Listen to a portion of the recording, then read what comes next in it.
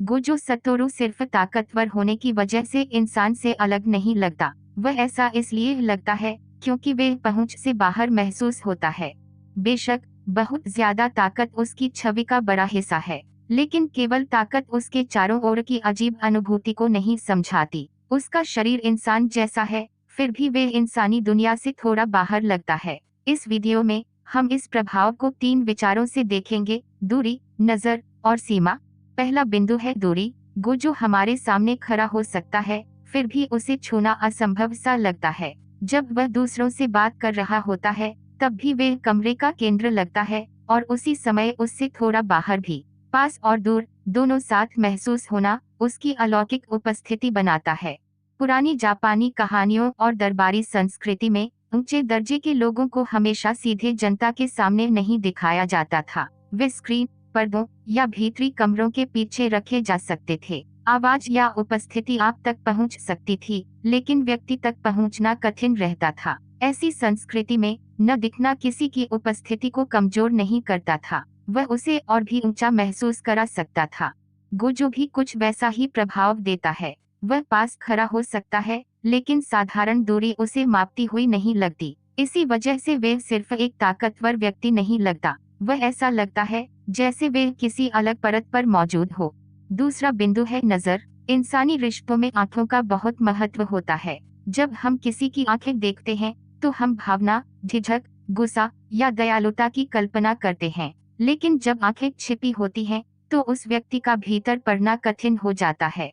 Gojo अक्सर अपनी आंखें छिपाता है, फिर भी ऐसा लगता है कि वह सब कुछ देख रहा है। हम सच में उसकी ओर वापस नहीं देख पाते, लेकिन शायद वे हमें पहले से देख रहा होता है। नजर का यह असंतुलन उसे साधारण इंसान जैसा महसूस नहीं होने देता।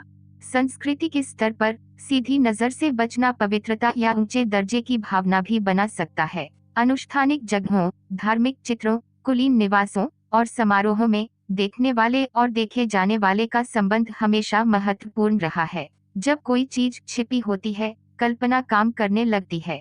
क्योंकि हम सब कुछ नहीं देख पाते, हमें लगता है कि पर्दे के पीछे कुछ शक्तिशाली हो सकता है। तीसरा बिंदु है सीमा। गोजो के चारों ओर एक अदृश्य रेखा सी महसूस होती है। यह सिर्फ सामान्य निजी दूरी नहीं है, यह ऐसी गहरी सीमा लगती है जिसे पार नहीं किया जा सकता।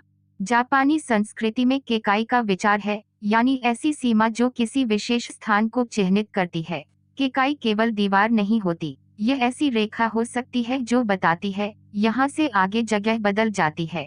तोड़ी द्वार, पवित्र रस्सी, पर्दा, बगीचे की रचना या भीतरी कमरे में कदम रखना सामान्य जगह और विशेष जगह को अलग कर सकते हैं। जब गोजो इंसान से अलग महसूस होता है, तब हम केवल उसकी ताकत नहीं देख रहे होते, हम उसके चारों ओर की रेखा भी महसूस कर रहे होते हैं। वह पास लगता है, लेकिन पहुंचा नहीं जा सकता। वह समझ में आता है, लेकिन पूरी तरह समझा नहीं जा सकता। सीमा की यह अनुभूति उसकी अजीब उपस्थिति को सहारा देती है। तो गोजो सतोरू इंसान से अलग क्यों लगता है? सिर्फ इसलिए नहीं कि वह ताकतवर है, क्योंकि दूरी उसे एक साथ पास और दूर बनाती है। क्योंकि उसकी नजर देखती है, पर खुद पूरी तरह दिखाई नहीं देती। और क्योंकि अदृश्य सीमाएं उसे सामान्य इंसानी जगह से अलग करती हैं।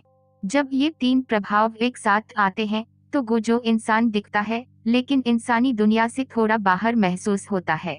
अगली बार हम इस प्रभाव के केंद्र को और गहराई से देखेंगे। आंखों की पट्टी और शिक्षाएं। आंखों को छिपाना गोजो के रहस्य को इतना मजबूत क्यों बनाता है? हम इसे सांस्कृतिक और ऐतिहासिक रूपों से आगे बढ़ाएंगे, आधिकारिक व्याख्या की तरह नहीं।